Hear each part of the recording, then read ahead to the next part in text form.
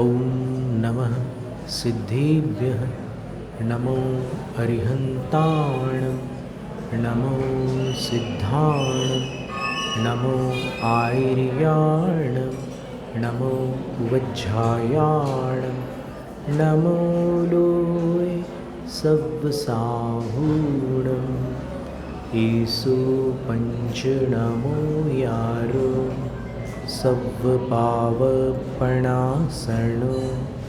मंगलाणं च सव्वेसिं पठमं हवै मंगलं चत्तारि मंगलम् अरहंत मंगलं सिद्ध मंगलं साहु मंगलं केवली पंडितो धम्मो मंगलं चत्तारि लोगुत्तमा अरहंत लोगुत्तमा सिद्ध लोगुत्तमा साहु लोगुत्तमा केवली पंडितो धम्मो लोगुत्तमा चत्तारि शरणं पव्वज्जामि अरहंत शरणं पव्वज्जामि सिद्ध शरणं पव्वज्जामि साहु शरणं पव्वज्जामि केवली पंडितो धम्मो शरणं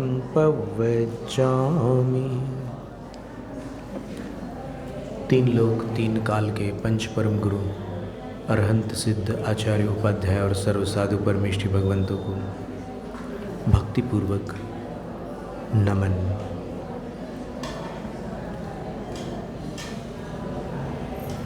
जम्बूद्वीप भरत क्षेत्र आर्यखंड भारत देश हुंडा सरपणी काल के धर्म तीर्थ शासन नायक प्रथम तीर्थंकर वृषभदेव भगवान को आदि लेकर अंतिम तीर्थंकर भगवान महावीर स्वामी पर्यंत 24 जिन राजों को विनम्र प्रणाम।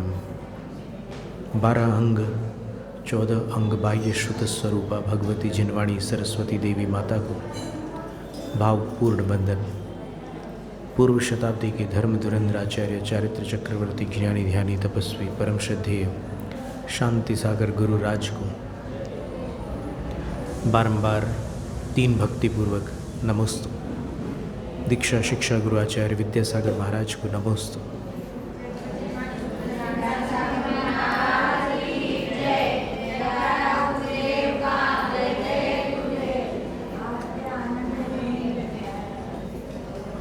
आज भारत देश में एक तो भाद्रपद शुक्ला अष्टमी को नवम तीर्थंकर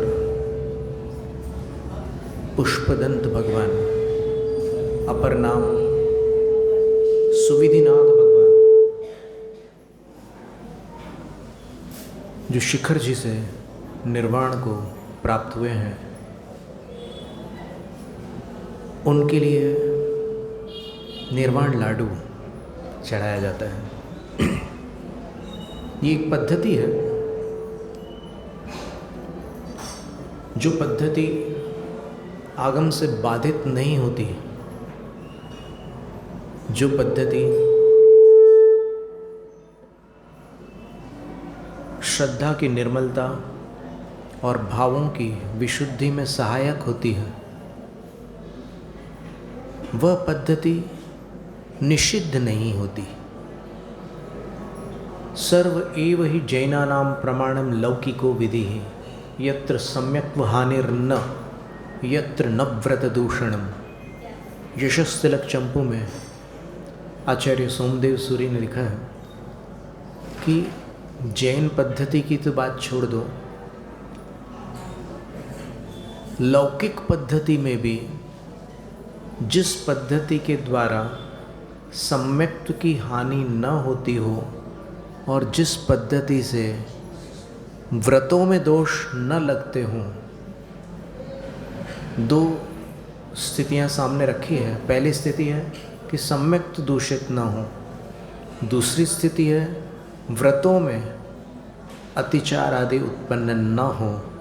तो वह विधि लौकिक होकर के भी जैनानाम प्रमाणम, जैनों के लिए प्रमाणभूत है, प्रामाणिक है, ग्राह्य है, मान्य है। तो आज हम ये बात इसलिए कर रहे हैं क्योंकि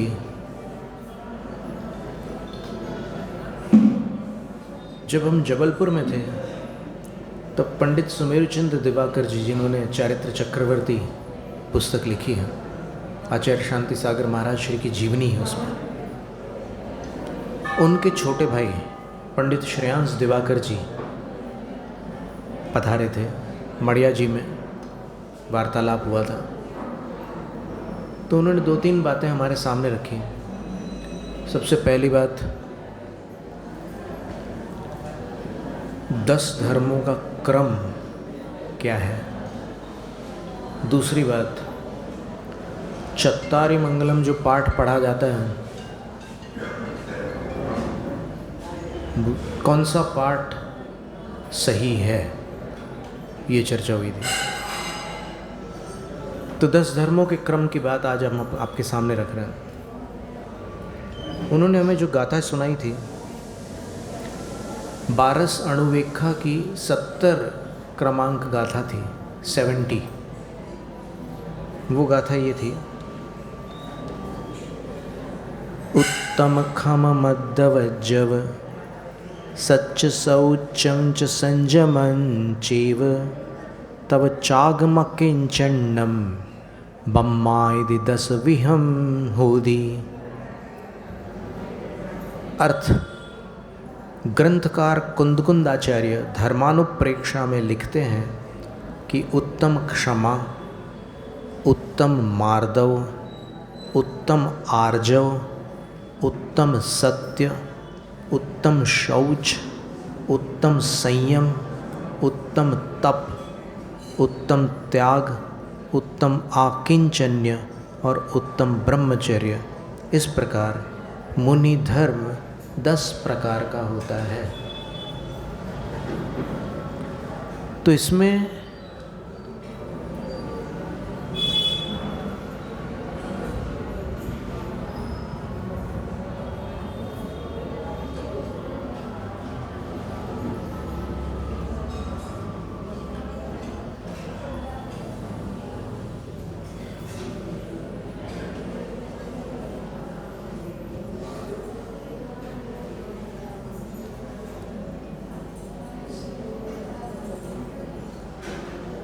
एक गाथा आती है,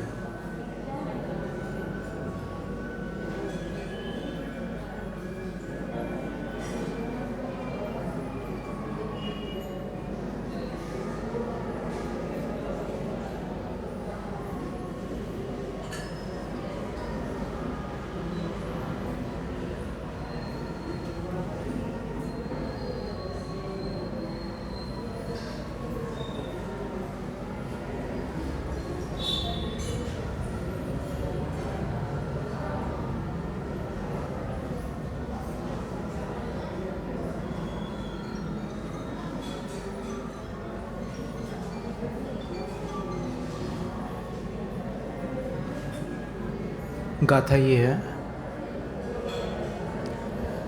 परसंतावय कारण वयणम मोत्तूर्ण सपरहिद वयणम जो वदति भिक्खु तुरियो तस्सदु धम्मो हवे सच्चम।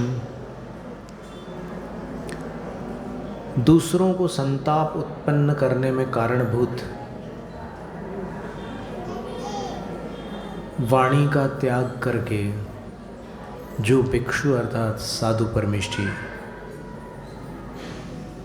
सपरहिद वयणम वदति, अपने लिए और दूसरों के लिए कल्याणकारी वचन बोलते हैं, तस्सदु सच्चम हवे तुरियो धम्मो, उनके पास सत्य नाम का चौथा धर्म होता है।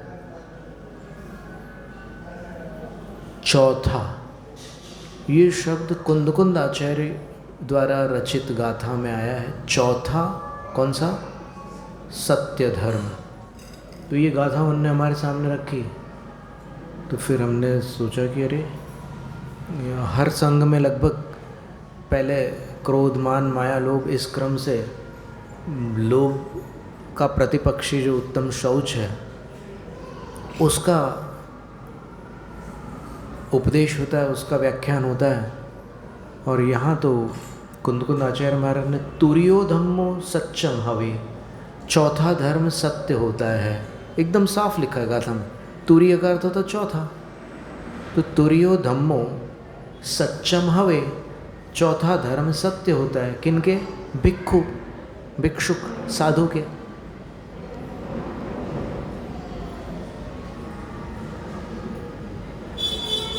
तो इस पर फिर हमने बहुत खोज की और अभी कल हमने कई विद्वानों के पास वो आलेख भी भेजा, उससे पहले भी भेजा था हमने।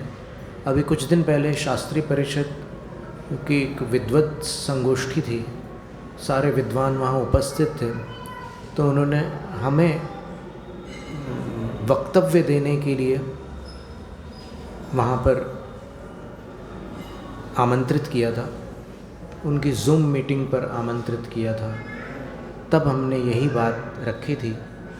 तो इसमें जो हमने खोज की इसके बाद, क्योंकि इतने में मन अशांत था कि भाई सर्वार्थ सिद्धि में, तत्वार्थ श्लोक वार्तिक अलंकार में और तत्वार्थ वार्तिक में, कार्तिकेय अनुप्रेक्षा मूल गाथाओं में शौच धर्म पहले है और यहाँ पर सत्य धर्म पहले है। तो चौथा धर्म सत्य धर्म है, ये कुंद आचार्य कह रहे हैं, और अन्य ग्रंथों में चौथे स्थान पर शौच धर्म का वर्णन है। तो फिर क्या करें? तो हमने खोज की और 18 ग्रंथों से खोज करके हमने एक संग्रह तैयार किया।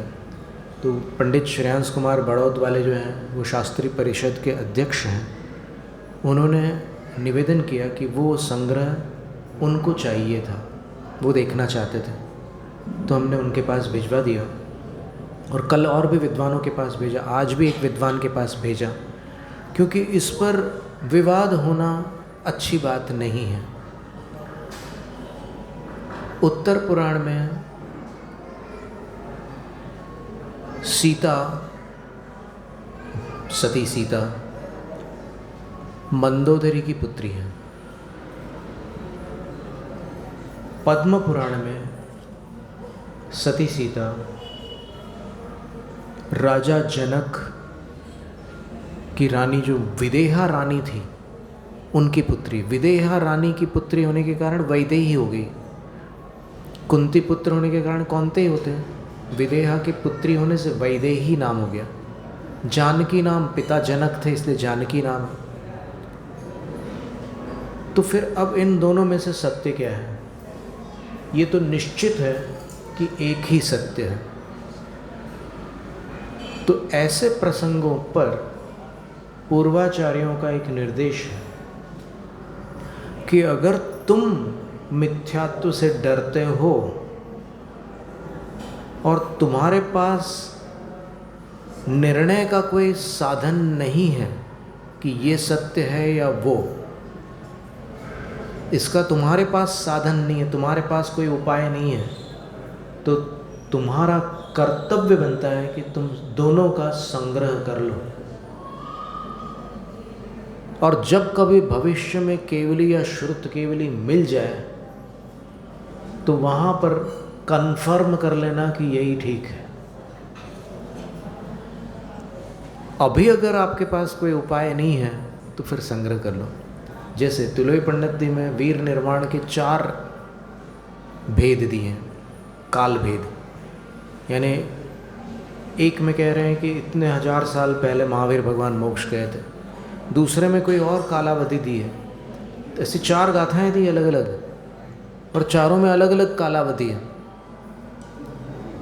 फिर धवला की 9वीं पुस्तक में 3 गाथाएं हैं और तीनों में वीर निर्वाण की अलग अलग कालावधि दी है। और फिर तम जाणीऊण वत्तव्यम एदेषु एकेण सच्चेण होदव्वम। इन सब में एक ही सच्चा हो सकता है, एक ही कथन सच्चा हो सकता है। तम जानियूण बत्तम, इसलिए सोच समझ करके बोलना, कुछ दुराग्रह मत करना किसी के प्रति। इनमें से एक ही सच हो सकता है। लेकिन अब यहाँ 10 धर्मों का जो क्रम है, इसमें सत्य और असत्य का सवाल नहीं है, क्योंकि 10 धर्म मुनि महाराज में क्रम से नहीं होते। क्रम से होते हैं क्या? आप विचार कीजिए कि मुनि महाराज के पास पहले क्षमा होगी, फिर बाद में मार्दव आएगा, फिर 4-6 दिन बाद आर्जव आएगा, और उसके बाद कभी 1-2 महीने में और कोई धर्म आएगा। ऐसे क्रम से फिर लास्ट में ब्रह्मचर्य आएगा। ऐसा हो सकता है क्या? कभी नहीं हो सकता ऐसा। इन 10 की उत्पत्ति एक साथ होती है और 10 का अस्तित्व एक साथ होता है, कथन क्रम से होता है। स्पष्ट हो गया? बोलने का क्रम है, और बोलने के कितने क्रम हैं शास्त्रों में? तो अभी जो हम बता रहे थे ना कि 18 ग्रंथों में हमने खोज की थी, तो फिर हमें 6 क्रम मिले। और 6 क्रम होने में पहले 2 क्रम तो आप सबको पता ही है कि उत्तम क्षमा, उत्तम मार्दव, उत्तम आर्जव, उत्तम सत्य, फिर उत्तम शौच, संयम, तप, त्याग, आकिंचन और अंत में ब्रह्मचर्य। ये पहला क्रम। दूसरा क्रम क्या है? उत्तम क्षमा, मार्दव, आर्जव, शौच, चौथे पर शौच है, फिर सत्य है, फिर सत्य के पश्चात संयम, तप, त्याग, आकिंचन्य और ब्रह्मचर्य। ऐसा क्रम है। फिर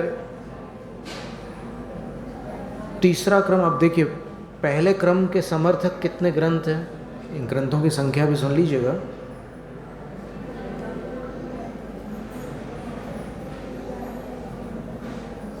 8 ग्रंथ है, जिसमें सत्य चौथे नंबर पर है और शौच 5वें पर। 8 ग्रंथ। और 8 ग्रंथों के अतिरिक्त कविवर दयानतराय कृत 10 लक्षणी पूजा में भी सत्य पहले है, शौच बाद में है। अभी कुछ होशियार लोगों ने कलाकारी करके इसका जो प्रकाशन किया इस पूजा का, उसमें नीचे को ऊपर कर दिया, ऊपर वाले को नीचे कर दिया है। लेकिन बेचारे, क्या तरस आता है उनके ज्ञान पर कि वो पहले छंद को नहीं सुधार पाए। पहले छंद में क्या लिखा था? यानी क्या होता है कि जब मनुष्य कपट करता है, देखो पूजा में उत्तम आर्जव की भी पूजा है, लेकिन उससे उल्टा काम कर रहा है व्यक्ति, कपट कर रहा है। कवि ने उनको जो क्रम लिखना था वो लिखा था, और आपको वो क्रम अस्वीकार है, इसलिए आप अपनी चतुराई से उनके छंदों को ऊपर नीचे कर रहे हैं। सत्य के जो छंद हैं वो उन्होंने चौथे नंबर पर लिखे थे, उनको इनने 5वें पर कर दिया। और 5वें पर जो शौच के छंद थे उनको ऊपर कर दिया, चौथे पर। अरे भाई, इनके छंद जैसे इन्होंने लिखे हैं उनको रहने दो ना वैसे। आप कौन होते हो बदलने वाले? आपको अगर बदलना ही है तो नई पूजा लिख दो ना। ज़्यादा चतुराई है तो नई पूजा लिख कर बताओ, उनकी पूजा क्यों बदल रहे हो? आचार्य विद्यासागर महाराज जी कहा करते थे कि किसी कवि का नाम हटाना भी निन्नव है, पाप है। मंगल नाथुराम है, ये लिखा है ना उसमें, विनय पाठ में लिखा है मंगल नाथुराम है। और कुछ लोग होशियारी करके मंगल सेवक राम यह बोलते हैं। कोई अधिकार नहीं है बदलने का, आप वहाँ पर नाथुराम ही बोलिए। अगर सेवक राम बोलना है तो नई कविता लिखिए। आप कौन होते हो उनके नाम को उड़ाने वाले? तो आप नाम नहीं बदल सकते किसी के, ये चोरी है, क्योंकि आपने उनका नाम लुप्त कर दिया। यानी किसी कंपनी की सील लगी है किसी माल पर, आपने उसको स्क्रैच करके ख़त्म कर दिया, उसको वहाँ दूसरा स्टिकर चिपका दिया सेवक राम का। ऐसे और भी बहुत सारे छंद हैं, उनमें कई लोग बदलते। ध्यानत सुरग मुकति सुखदानी, सेवक सुख मुकति सुखदानी, वहाँ सेवक कर दिया। और भी कितनी जगह लोग गोलमाल करते रहते हैं। अरे धर्म में कम से कम कपट मत करो। कपट आप दुनियादारी में तो करते ही हो, यहाँ क्यों लेकर के आ रहे हो उसको। तो दयानंद राय जी ने क्या लिखा, उत्तम क्षमा मार्दव आर्जव भाव है, सत्य शौच संयम तप त्याग उपाव है। इसको उन्होंने चेंज नहीं किया। अभी देखो आप नेट पर ढूंढो, निक्की वाली एक साइट है, उन्होंने उसमें नीचे का ऊपर कर दिया, ऊपर का नीचे कर दिया, लेकिन ये वाला छंद बदल नहीं पाया। इसमें उनको ध्यान नहीं गया कि यहाँ पर सत्य पहले लिखा। अगर इस पर ध्यान देते तो यहाँ भी वो उलट पुलट कर डालते।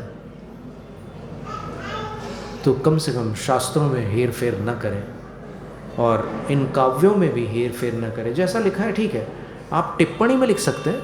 आपको अगर कोई बात अपनी करनी है तो उसी पृष्ठ के नीचे टिप्पणी दे करके लिख सकते हैं, फुट नोट, कि भाई इसमें ऐसा उचित लगता है, या फिर जो भी आपको ठीक लगता है वो आप अपनी टिप्पणी अपनी तरफ से दे सकते हैं। अब दूसरे क्रम के समर्थक कितने ग्रंथ हैं? सर्वार्थ सिद्धि, तत्वार्थ वार्तिक, तत्वार्थ श्लोक वार्तिक, भास्कर नंदी आचार्य कृत तत्वार्थ वृत्ति, कार्तिकेय अनुप्रेक्षा मूल और चामुंड राय आचार्य कृत चारित्र सार, 6 ग्रंथ हैं। तो सत्य को चौथा स्थान देने वाले 8 ग्रंथ हैं, शौच को चौथा स्थान देने वाले 6 ग्रंथ हैं। तो कोई भी ग्रंथ अमान्य नहीं है, क्योंकि भगवती आराधना के 38वीं गाथा में लिखा है कि अगर जिनवाणी के एक अक्षर को भी कोई अमान्य करता है तो वो कितना भी बड़ा साधु क्यों ना हो, मिथ्या दृष्टि ही होता है, वो सम्यक दृष्टि नहीं होता है। तो गृहस्थ की तो बात छोड़ दो आप, कोई भी जीव, यहाँ किसी को सत्य गलत और सही की बात नहीं बताया जा रहा है, केवल इतना बता रहे हैं कि ये सारे शास्त्रों के कथन हैं। 8 ग्रंथों में शौच को पहले ये सत्य को पहले रखा है, 6 ग्रंथों में शौच को पहले रखा है। फिर तीसरा क्रम ये है मूलाचार ग्रंथ में। मूलाचार ग्रंथ में क्या क्रम है? उत्तम क्षमा, उत्तम मार्दव, उत्तम आर्जव, फिर उत्तम शौच, फिर उत्तम तप, देखो वहाँ पर तप पहले, फिर उत्तम संयम, फिर उत्तम आकिंचन्य, उत्तम ब्रह्मचर्य, फिर उत्तम सत्य और अंत में उत्तम त्याग है मूलाचार ग्रंथ में। फिर चौथा क्रम पुरुषार्थ सिद्धि उपाय में है। वहाँ क्या है? उत्तम क्षमा, उत्तम मार्दव, उत्तम आर्जव, उत्तम शौच, फिर उत्तम सत्य, उत्तम आकिंचन्य, सत्य के बाद सीधा आकिंचन्य, उत्तम ब्रह्मचर्य, उत्तम त्याग, उत्तम तप और अंत में उत्तम संयम है। 5वां क्रम आचार्य वीर नंदीकृत आचार सार ग्रंथ में उत्तम क्षमा, उत्तम मार्दव, उत्तम आर्जव, उत्तम शौच, उत्तम आकिंचन्य, उत्तम संयम, उत्तम ब्रह्मचर्य, उत्तम तप, उत्तम सत्य और उत्तम त्याग। 6ठा क्रम, आप लोगों को घबराहट तो नहीं हो रही है? दिमाग चकरा रहा होगा। 6ठा क्रम शुभचंद्र आचार्य महाराज ने ज्ञानार्णव ग्रंथ में दिया है। उत्तम क्षमा, उत्तम मार्दव, उत्तम शौच, उत्तम आर्जव, उत्तम सत्य, उत्तम संयम, उत्तम ब्रह्मचर्य, उत्तम तप, उत्तम त्याग और उत्तम आकिंचन्य। अब बोलो क्या करना है? तो इसका हमने समाधान अंत में एक पैराग्राफ में ये लिखा है कि उपर्युक्त शास्त्र संदर्भों से स्पष्ट है कि पूर्वाचार्यों ने 10 धर्मों का कोई एक क्रम नहीं बांधा है। एक क्रम को उचित ठहराकर इतर क्रमों को खंडित करना उन आचार्यों का विरोध करना है जो भिन्न क्रम के प्रतिपादक रहे हैं। क्रम विशेष पर बल देना इसलिए अनुचित है क्योंकि साधु की आत्मा में 10 धर्म एक साथ उत्पन्न होते हैं और एक साथ रहते हैं। बोलने में क्रम होता है। तो ये 10 लक्षणी पर्व है। अभी एक विवाद और चल रहा है कि इसको पर्युषण बोलना कि नहीं बोलना। दिल्ली से एक वो आया है, एक प्रकार क्या बोल सकते हैं उसको, एक इमेज आई है जिसमें उन्होंने बिल्कुल सख्त विरोध किया। बोले पर्युषण बिल्कुल नहीं बोलना है, इसको 10 लक्षणी पर्व ही बोलना। अब भी हमने कल ही बताया था अध्यक्ष जी को। तो ये सब चल रहा है। तो अब क्या है कि अपन को कोई कोई मुद्दा मिल जाता है और अपन एकदम खींचातानी शुरू कर देते। ये रवैया बदलना होगा। अपन दोनों बातों को समझें और समझ करके कोई सामंजस्य वाला मार्ग निकालें, ताकि अभी आज रेवती ताई जी का कहना है कि उत्तम शौच धर्म पर आप वक्तव्य दें, तो ठीक है, हमें तो कोई आपत्ति नहीं, हमारे पास तो दोनों ही हैं, हम तो दिन रात उसी में अभ्यास में रहते हैं, तो हम आपको उत्तम शौच के ऊपर वक्तव्य दे सकते हैं, हमें तो कोई आपत्ति नहीं है।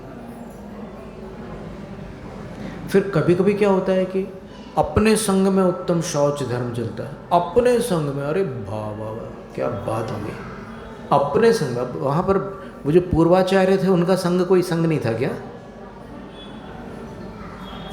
तो फिर ये संगवाद कहाँ से आ गया, जबकि इसमें ये कोई मुद्दा ही नहीं है। अपने संग और पराये संग वाली बात कहाँ से आ गई है?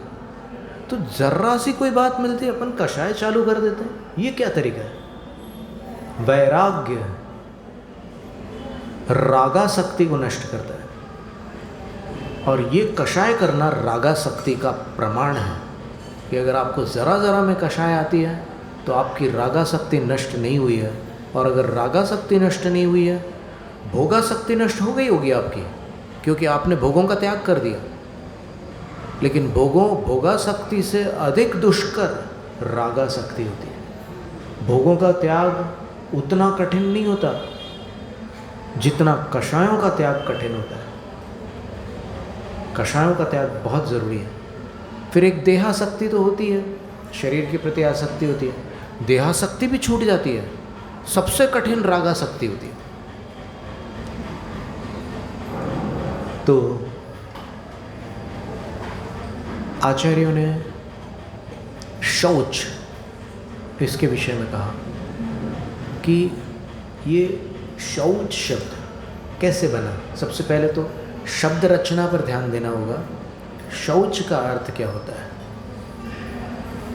जैसे एक मौन शब्द है, मौन शब्द कैसे बनता है? बस वैसे ही शौच शब्द बनता है। मुनि से मौन शब्द बनता है, वैसे ही शुचि से शौच शब्द बनता है। मुनेः कर्म भावो वा मौनम। मुनि की जो प्रवृत्ति होती है, मुनि की जो भावना होती है, वो शांत रहने का भाव होता है उनके अंदर।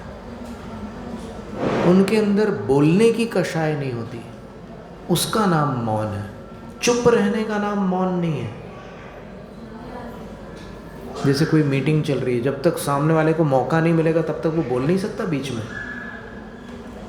जब तक एक व्यक्ति का वक्तव्य चल रहा है तब तक दूसरा बीच में कुछ छेड़खानी नहीं कर सकता, उसको शांत रहना पड़ता। तो शांत रहने का नाम मौन नहीं है। बोलने की इच्छा का त्याग करना मौन है।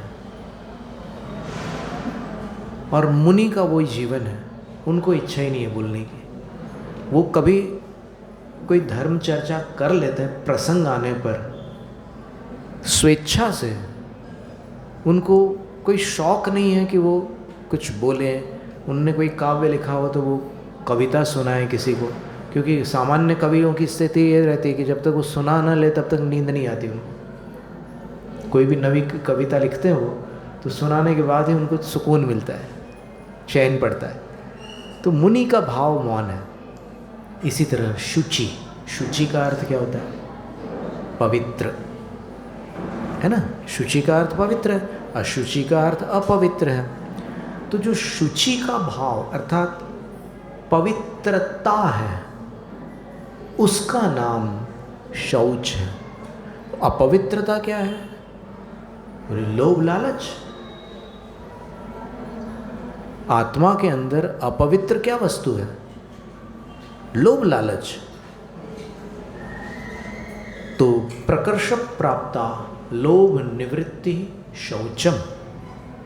परिभाषा क्या दी शौच की? कि लोभ का जो त्याग है वो जब उत्कृष्टता को प्राप्त हो जाता है, क्या है कि त्याग एकदम एक साथ नहीं होता।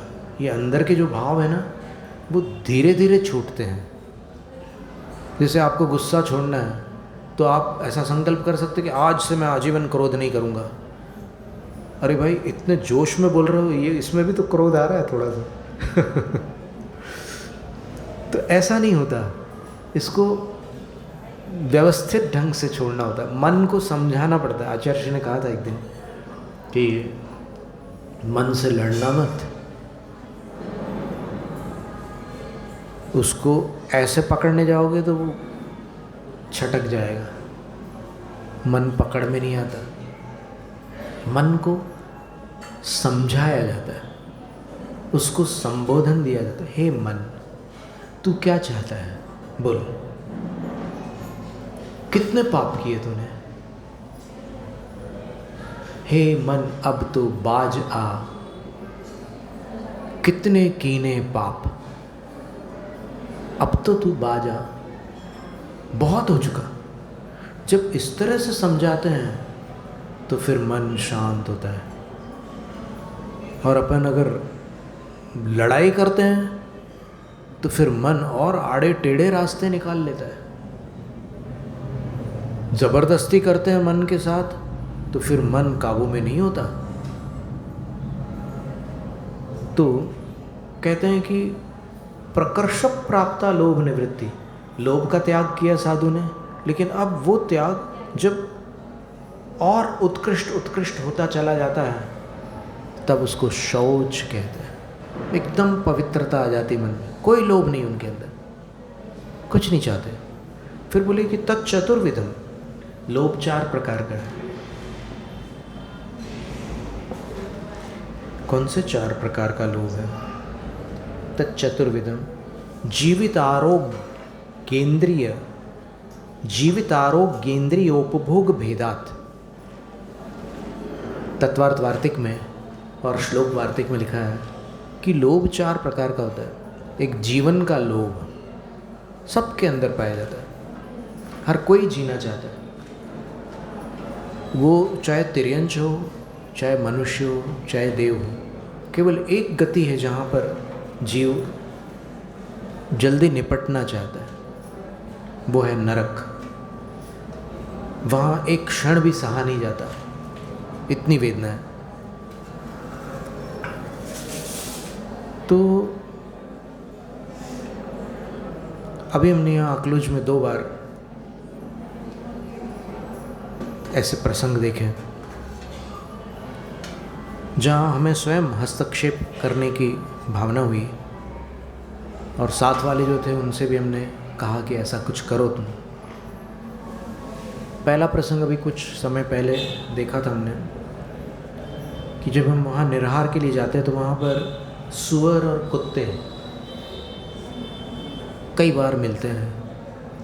तो एक बार हम गए, शाम के समय गए, तो 3 कुत्ते मिलकर एक सूअर का वध कर रहे थे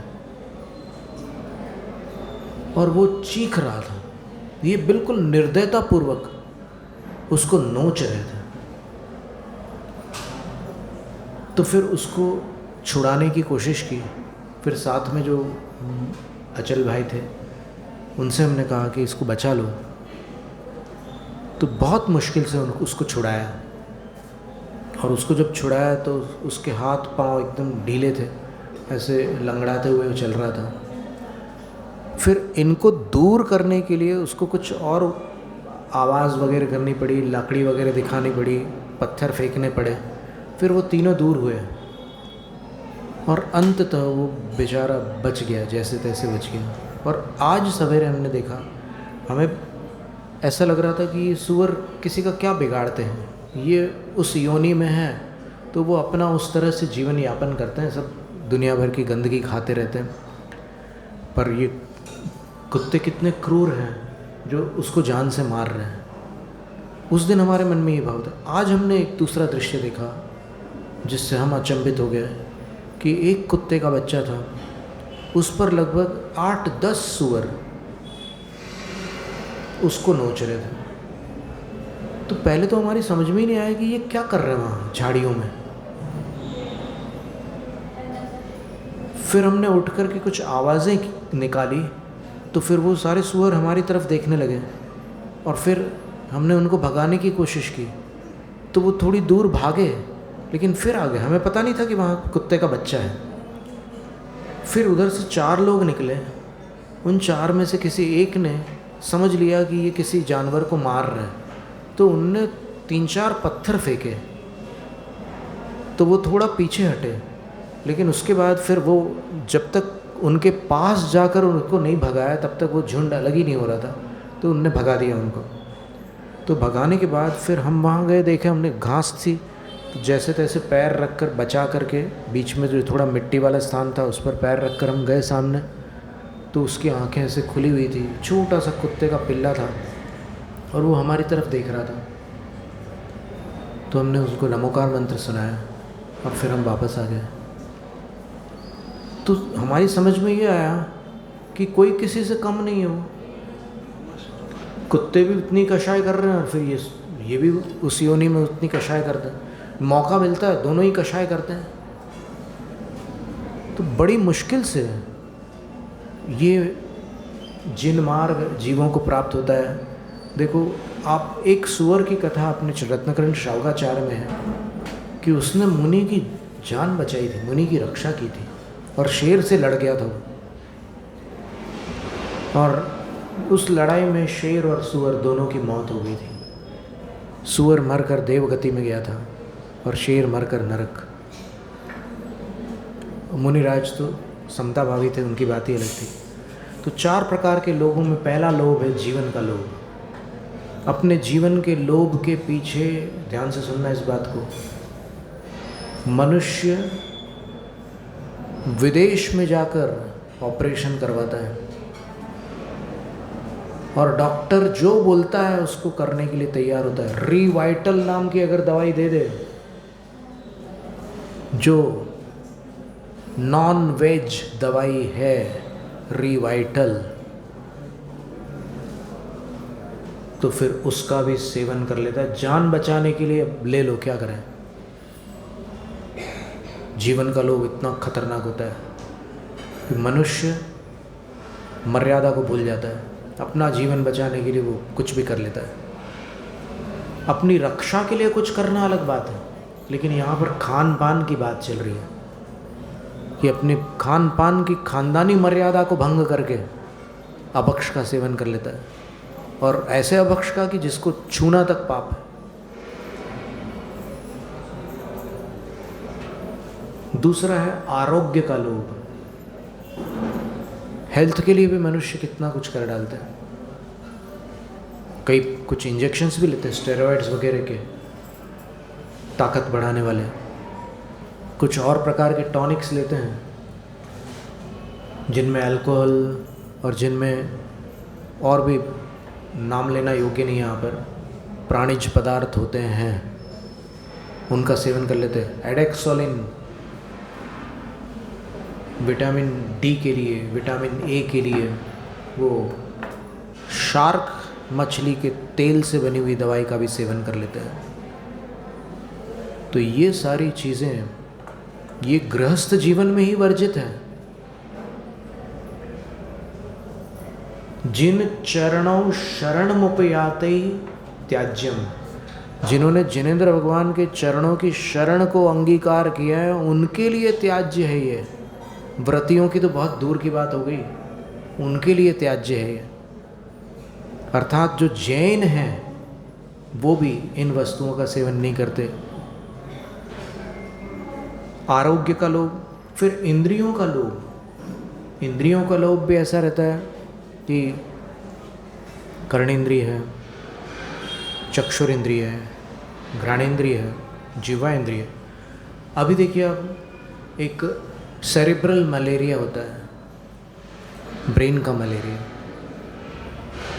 वो मलेरिया प्लाज्मोडियम फैल्सिपेरम नाम के जीवाणु से होता है, और वो एक स्पेशल एनोफिलिस मच्छर होता है जिससे मलेरिया होता है और ये सेरेब्रल मलेरिया एक स्पेशल मच्छर से होता है और लगभग 100 मरीज़ हर साल सूरत में, अकेले सूरत में इस मलेरिया से मरते हैं। ये जानलेवा मलेरिया होता है, ब्रेन का मलेरिया,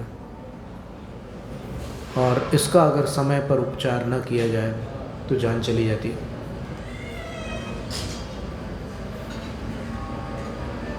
सन 2011 में हमें भी हुआ था ये, और उस समय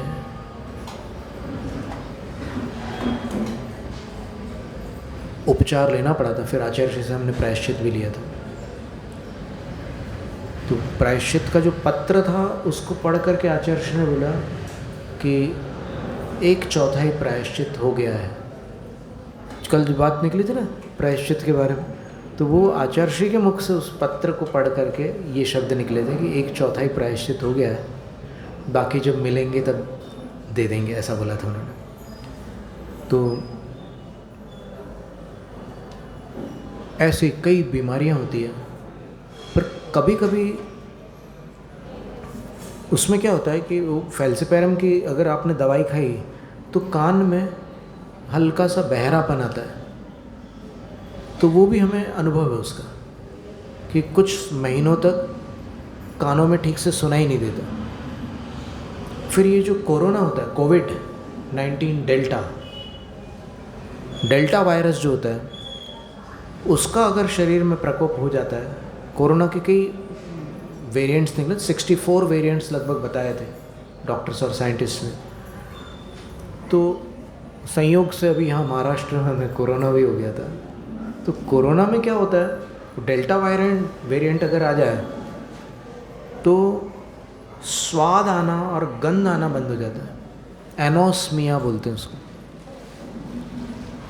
और उसके बाद कुछ समय बाद स्वाद और गंध आते हैं लेकिन विकृत आते हैं। तो अभी हमें कोरोना बरसों पहले हुआ, लगभग जनवरी में हुआ था 2022 में, और अभी तक उसका असर है। मतलब जो गंध पहले हमें आती थी आज तक उतनी स्वच्छ, उतनी स्पष्ट गंध नहीं आ रही है, थोड़ा कुछ उसमें मिश्रण आता है। और मिश्रण कैसा आता है, ऐसे जैसे सल्फ़र जैसी उसमें मिश्रित गंध आती है। अभी तो बहुत ही कम हो गया, बहुत कम हो गया। ऐसे ही स्वाद भी विकृत था, स्वाद इतना विकृत था पहले कि हम अगर मेथी के दाने खाते थे तो हमें लगता था कि हम राई के दाने खा रहे हैं, ऐसा स्वाद था। और राई के साथ में भी और कुछ गंध आती थी उसमें, अजीब सी स्थिति थी। तो ये सारी स्थिति हमारी चर्चा हुई साधुओं से, अपने आचार्य विद्यासागर महाराज के संग में भी चर्चा हुई। आचार्य को भी मैंने पत्र लिखा कि ऐसी स्थिति है। तो फिर एक मुनिराज ने कहा कि अरे महाराज, गंध नहीं आ रही है, स्वाद नहीं आ रहा है, इससे अच्छा क्या हो सकता है हमने तो हमने बोला कि वो तो बिल्कुल सही बात है कि इससे अच्छा क्या हो सकता है, लेकिन जो प्राकृतिक स्थिति है शरीर की, वो जब तक नहीं है तब तक स्वस्थता नहीं मानी जाएगी ना। तो उस अपेक्षा से चर्चा थी। तो यहाँ जो चर्चा हो रही है वो थोड़ी अलग है। यहाँ ये है कि मेरी इंद्रियाँ इसलिए अच्छी बनी रहे कि मैं भोगोपभोग का चिरकाल तक सेवन कर सकूं। अगर मुझे स्वाद नहीं आएगा तो लड्डू, पेड़ा, बर्फी आदि का मज़ा कैसे लूँगा? अगर मुझे सुनाई नहीं देगा तो मैं वो साले पॉप डिस्को सॉन्ग्स कैसे सुनूँगा? अगर मुझे दिखाई नहीं देगा तो मैं रात भर मोबाइल में जो उल्टी सीधी चीज़ें देखता हूँ वो कैसे देखूँगा? ये सारी लोभ आत्मा को अपवित्र करते हैं, इसलिए इन लोभों के त्याग को शौच धर्म कहा है। समझ में आया आपको कि जो अपवित्रता के साधन हैं उनका त्याग करना ही पवित्रता का उपाय है, इसलिए इसका नाम शौच धर्म है। और अंतिम है भोगोपभोगों की कामना रूप जो लोभ है वो। अब भोग कई प्रकार के होते हैं। जिनको एक बार भोगा जाता है उनको भोग कहते हैं, जिनको बार बार भोगा जाता है उनको उपभोग कहते हैं। तो उपभोगो शन वसन प्रवृत्ति पांचेंद्रियो विषय, भोग भोजन भोग है। एक बार सेवन करोगे दूसरी बार थोड़ी खा सकते हो उसको, जो अंदर पेट में चला गया उसको दोबारा थोड़ी खा सकते हो। फिर उपभोग में वसन वस्त्र आदि है, तो आप वस्त्र बार बार पहनते हैं, तो उसका जो लोभ रहता है भोग का, वो भी आत्मा को दूषित करता है। कई बार जो लोग इधर उधर उल्टी सीधी चीज़ें खाते हैं वो लोभ से ही तो खाते हैं ना। रसना इंद्रिय के विषय का जो लोभ है उसी से तो वो वहाँ जा करके खाते हैं। कहाँ क्या क्या खाते हैं सबको पता है। एक बार हमने एक होटल वालों से पूछा था अमरावती में कि आपके यहाँ तो होटल है, तो आपको तो घर जाना ही नहीं पड़ता होगा भोजन के लिए, आप तो वहीं पर भोजन कर लेते होंगे। उनने क्या उत्तर दिया, दीपक फुलाड़ी जी उनका नाम था, वो बोले कि महाराज होटल वाला होटल में नहीं खा सकता। कुछ समझ में आया आपको? और समझने के बाद अंदर कोई विवेक आया कि नहीं आया, वो ज़्यादा इम्पोर्टेंट है। समझ में आने से ज़्यादा इम्पोर्टेंट वो है। ऐसा क्यों? तो बोले उसको पता है कि ये मेरे खाने लायक नहीं है, खा ही नहीं सकते। कैसे बनता है वहाँ पर? प्लेट को देखोगे तो सामान पेट में जाएगा, प्लेट में कैसे आया वो देखोगे तो वो मुंह में भी नहीं जाएगा। समझे? तो इन 4 लोभों का त्याग करना उत्तम शौच धर्म है। ये हमने शास्त्र से पढ़ा था तो हमने आपके सामने रखा। वैसे सामान्य रूप से तो लोभ बुरा होता है, इस पर तो बहुत सारी चर्चाएं हर बार अपने सुनते ही हैं, पर यहाँ पर शास्त्रीय बात आ गई। अब इस लोभ के कारण बड़े बड़े अनर्थ होते हैं। देखिए भोग का जो लोभ होता है, भोग कैसे प्राप्त होता है? धन से होता है ना। तो इसीलिए तो मनुष्य धन का लोभ करता है। धन का लोभ क्यों होता है? क्योंकि उससे सांसारिक सुख मिलते हैं। तो धन का लोभ इतना खतरनाक हो जाता है कि एक बार भोपाल में एक घटना हुई। लोहा बाज़ार में चाचा भतीजे की दुकान ऐसे आमने सामने थी। चाचा सुंदरलाल, भतीजा पवन, और संयोग ऐसा था कि पवन की दुकान पर ज़्यादा ग्राहक आते थे। तो चाचा को खराब लगता था, बुरा लगता था, और धीरे धीरे वो जो जलन की आग वो बढ़ने लगी। और फिर उसको लगा, चाचा को, कि ये जब तक जीवित है तब तक मुझे चैन नहीं है। तो उसने एक षड्यंत्र रचा और उसको एक ऑफ़र दिया उसने कि बेटा आज एक एवरीडी बैटरी का कोई एजेंट है, वो बड़ा तालाब कमला पार्क आने वाला है, तो चल अपन उससे सौदा कर लेते हैं, तेरी तरक्की हो, यही मेरी भावना है।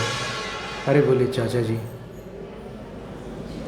पिताजी तो बहुत पहले चले गए और आपकी कृपा से ही हम इतनी तरक्की कर रहे हैं, तो बस आपका आशीर्वाद चाहते हैं।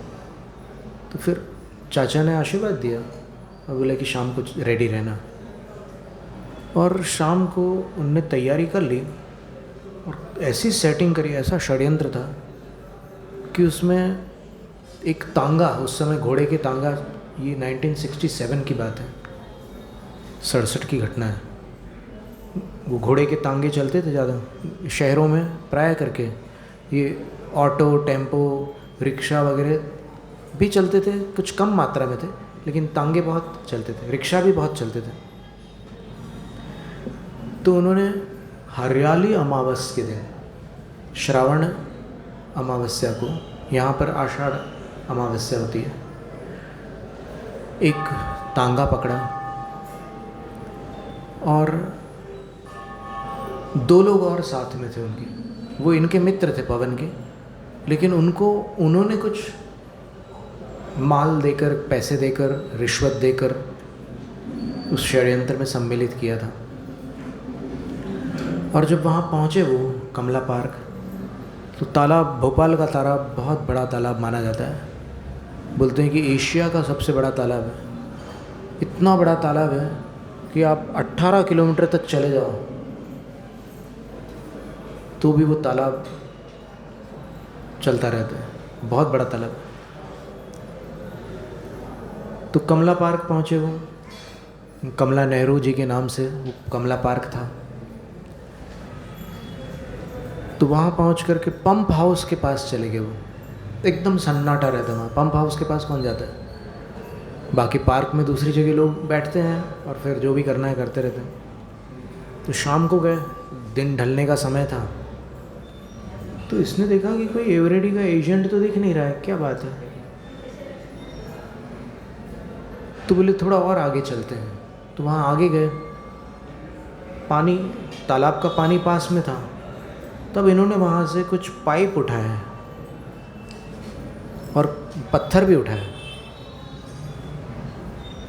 और उसको मारने के लिए तैयार हो गए। तो पवन ऐसे हाथ जोड़ करके बोलता है कि मेरी छोटी बेटी है घर पर, मुझे मत मारो, जितने पैसे चाहिए वो ले लो। तो वो लोग माने नहीं। और फिर पवन ने अपने उन दोनों मित्रों से भी कहा कि आप तो मेरे मित्र हो और आप क्यों मार रहे हो? तो फिर वो बोलते हैं कि हमें दाम मिला है इसलिए हम काम कर रहे हैं। दाम मिलता है तो हम काम करते हैं। मित्रता की कोई कीमत नहीं है उसमें। तब इसको समझ में आया कि तो सब स्वार्थ के सगे थे, चाचा जी भी और मेरे दोस्त भी। ये सिर्फ पैसा चाहते थे। अब मैं क्या करूं? तो उसने चीख मारी, चिल्लाया, लेकिन फिर भी वो तीनों उस पर टूट पड़े और उसकी जान निकल गई। और जब वो जो शव था उसको उन्होंने सोचा कि यहाँ इसको गाड़ें या फिर क्या करें, तो फिर गाड़ने लायक वहाँ पर स्थान नहीं था। तो उन्होंने उसको पानी में जा कर के अंदर छोड़ दिया और फिर निश्चिंत होकर के वो आ गए।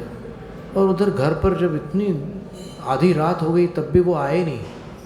तो फिर वो जो छोटी बच्ची थी वो माँ से बोलती कि माँ आज पापा वापस क्यों नहीं आए?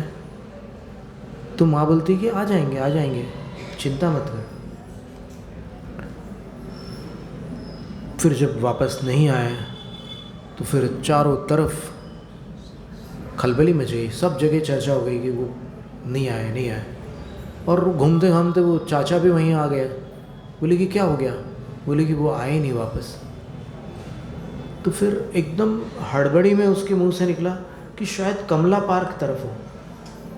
देखो, पाप छुपता नहीं है। तो फिर उधर कमला पार्क तरफ गए वो। तो फिर वहाँ ऐसे प्रकाश डाला, कुछ समझ में नहीं आया। फिर सवेरा हो गया और जब उजाला हुआ तब देखा कि पानी में लाश, पवन जैन की लाश पानी में। और देखा कि उस लाश पर पत्थरों के वार हैं और पाइप मारने के निशान भी हैं। और जब पुलिस ने छानबीन की तो फिर इन्वेस्टिगेशन वाले भी उसमें सम्मिलित। समझ में आ गया कि भाई ये तो मर्डर है और चाचा पकड़ा गया। और जब चाचा पकड़ा गया तो फिर मुकदमा हुआ सेंट्रल जेल जबलपुर में, उसको कारावास हुआ।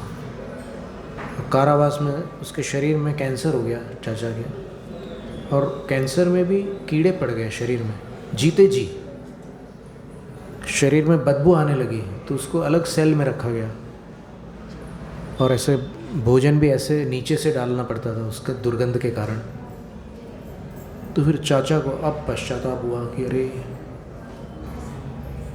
फिर एक दिन जेलर ने पूछा कि यार तुमसे मिलने कोई नहीं आता? सारे कैदियों से उनके कोई ना कोई सगे संबंधी कोई ना कोई मिलने तो आते रहते हैं, तुमसे मिलने कोई नहीं आता, क्या तुम्हारा कोई रिश्तेदार नहीं है? तो बोले कि मेरा एक रिश्तेदार था, मैंने उसी का खून किया इसलिए यहाँ अंदर हूँ। वो मुझ पर बहुत भरोसा करता था, मैंने विश्वासघात किया उसके साथ, उसको मार डाला। आज यहाँ पर हूँ मैं, कल मेरी दुर्गति हो जाएगी, मर करके मेरे को सदगति तो मिलने नहीं वाली। और इस तरह एक दिन उसकी मौत हो जाती है, मर करके वो अपनी गति में चला जाता है। लेकिन उसके परिवार के सदस्य अभी भोपाल में हैं, उसकी बेटी, उसकी पत्नी। तो ये लोभ की बात है कि लोभ का इतना भयंकर दुष्परिणाम हो सकता है। लोभ के कारण दहेज को लेकर उत्तर भारत में कितनी सारी घटनाएं हो चुकी हैं। लोभ के कारण शाकाहारी लोग भी भयंकर पाप करने को तत्पर हो चुके हैं। इसलिए संतोष, आचार्य विद्यासागर महाराज जी को एक गाथा प्रिय थी, वो हम आपको सुनाते हैं। कार्तिकेय अनुप्रेक्षा की 397 नंबर की गाथा है, आचार्य जी को बहुत प्रिय थी। संयोग ऐसा बना था कि सन 85 में जब हमारी दीक्षा नहीं हुई थी, तब वो गाथा आचार्य श्री कार्तिकेय अनुप्रेक्षा का ही स्वाध्याय करवा रहे थे सबको, पूरे संघ को। 14 पिच्छियाँ थी और हम लोग ब्रह्मचारी थे, 15 लोग। प्रमाण सागर महाराज जी नवीन ब्रह्मचारी जी थे और अन्य भी सारे ब्रह्मचारी लोग थे। तो हम लोग पढ़ रहे थे, तो दशलक्षण पर्व के समय वो गाथा उस ग्रंथ में हमने आचार्य श्री के सामने वो गाथा खोली कि महाराज जी ये प्राकृत भाषा में बहुत सुंदर गाथा है। तो आचार्य श्री ने उस गाथा को पढ़कर कंठस्थ कर लिया, उनको बहुत पसंद आ गई वो गाथा, और अब अंत तक उनको वो गाथा बहुत अच्छी लगी। वो गाथा ये थी, समसंतोष जलेणम जोधो वदितिव्य लोह मल पुंजम भोयण गिद्धि विहीणो तस् शौचम हवे विमलम। उन मुनिराज के पास निर्मल शौच धर्म होता है जो समता और संतोष रूपी जल द्वारा लोभ रूपी मैल के समूह को धो डालते हैं। देखो ये अलंकार है, रूपक अलंकार है। इसमें जल से मैल को धोना ये एक रूपक है। अब कौन सा जल और कौन सा मैल, तो जल से मैल को प्रतिदिन लोग स्नान के समय धोते हैं, पर यहाँ पर उस स्नान की बात नहीं, वो बाह्य स्नान है, यहाँ अंतरंग स्नान की बात है। वो क्या है? तीव्र लोभ। जो तीव्र लोभ है उसके मैल को सम संतोष जलेना, समता और संतोष रूपी जल से वो धो डालते हैं। संतोष कितनी सुंदर बात है। जिनेंद्र मणि जी कहते थे कि यथा लाभ संतोष, जितना मिला है उसमें संतुष्ट रहो। उसको ये मिला है, मेरे को नहीं मिला, ये सब तुलना मत करो। तुलना करने से जीवन का संतुलन बिगड़ जाता है। तुलना मत करो। 3 चीज़ों से बचो, तुलना से, शिकायत से और सफाई देने से।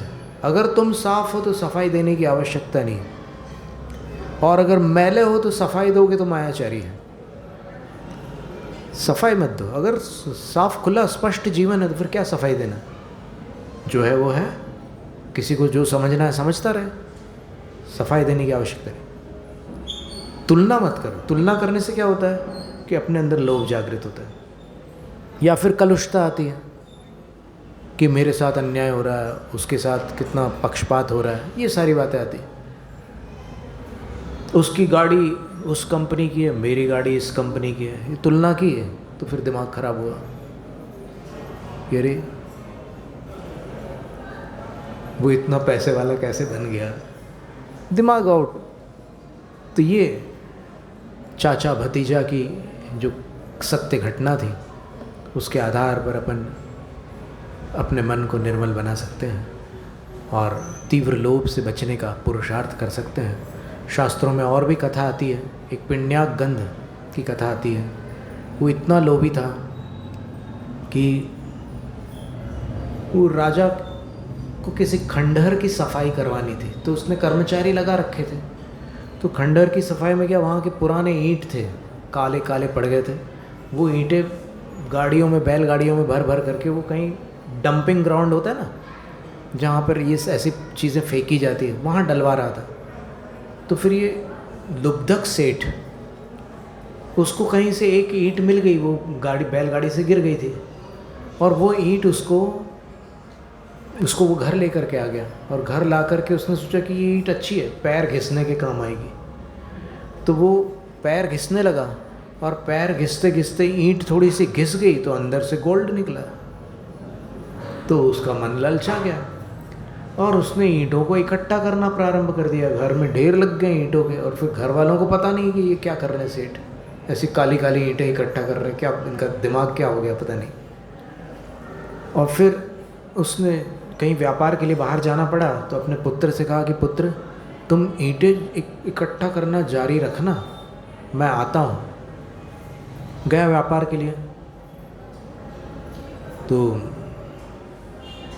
लड़के ने सोचा कि भाई ईंट इकट्ठा करना उचित है कि नहीं। उसने उचित अनुचित पर विचार किया, विवेक से काम लिया। तो पता चला कि नहीं, राजा इसको वहाँ डलवा रहे हैं, तो राजा के किसी कार्य में हस्तक्षेप करना नीति विरुद्ध है और न्याय विरुद्ध है, हमारे लिए संकट आ सकता है। तो उसने ईंट नहीं इकट्ठा की। तो सेठ जब वापस आया तो उसने अपने पैर तोड़ डाले कि मैं गया ही क्यों वहाँ बाहर, ये मेरा लड़का निकम्मा, इसने एक भी ईंट इकट्ठा नहीं की मेरे अनुपस्थिति में। तो उसने अपने ही पैर तोड़ डाले। और उसके बच्चे जब छोटे थे तब वो उस लड़के को कहता था कि बेटा देख, किफ़ायती जीवन जीना चाहिए, बहुत कम खर्चे में अपना। जो इतना कंजूस था वो कभी स्वादिष्ट भोजन नहीं करता था, घर पर नमक नहीं डालने देता था भोजन में। पत्नी को बोलता था कि नहीं, नमक नहीं डालना। और वो क्या करता था कि जहाँ से तेल निकलता था ना, बादाम का तेल निकलता है और भी जिन जिन चीज़ों का तेल निकलता है, मूंगफली वगैरह, तो वो जो तिलहन है जिसमें से तेल निकल चुका है उसको ले आता था। उसकी बड़ी ज़ोरदार खुशबू होती है। और वो कहता था कि भोजन करते समय इसको नाक के पास रखो और भोजन ऐसे मुंह में डालो, तो चला जाएगा अंदर, चला जाएगा, सटक जाएगा अंदर। उसको ज़्यादा मुंह से स्वाद लेने की ज़रूरत नहीं, इसकी खुशबू लेते हुए भोजन किया करो। तो वो ऐसा क्रम था उसके घर पर। और देखो, रात में उजाले के लिए तेल खर्च करने की आवश्यकता नहीं है। ये पड़ोसी का दीपक जलता है ना, बिल्कुल अपने घर के बाजू में ही है उनका दीपक। तो अपन एक काम करते हैं कि अपन रोज़ रोज़ के तेल की माथापच्ची से बचने के लिए अपन एक काम करते हैं कि वहाँ पर ऊपर जहाँ पर उनका दीपक जलता है वहाँ एक आईना लगा देते हैं। और आईने को इस तरह से लगाएंगे कि उसका प्रकाश अपने घर पर आ जाए। तो उसने वहाँ आईना फिट करके रखा था। और अपने बच्चों को ठंड के समय जब त्वचा फटती है ना, बच्चों की नहाने के बाद त्वचा सूखती है, क्रैक्स आ जाते हैं, उसका कहना था कि देख, वो पड़ोसी के बच्चे जब खेलने निकलते हैं ना तेल लगवा कर माँ से, तो तुम लोग उनके साथ कुश्ती किया करो और ऐसे ऐसे रगड़ रगड़ कर किया करो, तो वो तेल जो तुम्हारे शरीर में लग जाए उसको पूरा फैला लेना बोले, तो तेल का खर्चा बचेगा बोले। ऐसा कर करके बिल्कुल एक रस परित्यागी जैसा जीवन उसका चल रहा था और एकदम नीरस जीवन था। उसकी पत्नी भी परेशान, वो बच्चा भी परेशान और सब। पर लोभी अंत में राजा ने जब छानबीन की तो पता चला कि अच्छा ये ईंटा सोने के थे और इसने मुझे ना बताकर अपने घर में ईंटों को इकट्ठा किया और अपने पैर तोड़ डाले। चलो अब मैं इसको दंडित करूँगा। और राजा ने उसको दंडित किया और जब उसकी मृत्यु हुई तो वो छठी पृथ्वी में 22 सागर की आयु का नारक बना। ये शास्त्रीय दृष्टांत। तो लोभ हानिकारक है, तीव्र लोभ। यहाँ पर हमेशा हर जगह तीव्र लोभ का निषेध किया है। मंद लोभ का निषेध क्यों नहीं किया? तो इसका उत्तर कसाय पावड़ ग्रंथ में वीरसेनाचार्य महाराज ने दिया। लोहो सिया पेज्जम, मंद लोभ अपने लिए हितकारी होता है। कैसा लोभ? स्वर्ग और मोक्ष का लोभ। इच्छा लोभ है ना, तो स्वर्ग की इच्छा, मोक्ष की इच्छा। पर जो सम्यक दृष्टि जीव है उसको तो वैसे भी धर्म के बदले कोई सांसारिक सुख की इच्छा नहीं होती, निष्कांक्षित अंग होने के कारण। लेकिन मोक्ष की इच्छा तो रहती है। जब तक इच्छा है तब तक मोक्ष की इच्छा रहती है। तो वो जो लोभ है वो आत्मा के लिए अकल्याणकारी नहीं है, उसको शुभोपयोग में गिना गया है। मंद कषाय को, तीव्र कषाय को अशुभ भाव कहा है, आर्त रौद्र ध्यान कहा है, और मंद कषाय जो है उसको शुभोपयोग में लिया गया है। तो इस तरह ओम ह्रीं उत्तम शौच धर्मांगाय नमः। ओम ह्रीं उत्तम शौच धर्मांगाय नमः। ओम ह्रीं उत्तम शौच धर्मांगाय नमः। जैनम जयतु शासनम। शास्त्र पठन में मेरे द्वारा यदि चूक कहीं, प्रमाद से कुछ अर्थ वाक्य पद मात्रा छूट गई, सरस्वती मेरी उस त्रुटि को कृपया क्षमा करें, और मुझे कैवल्य धाम महाविलंब है। वांछित फलदात्री चिंतामणि सदृश मात्र तेरा,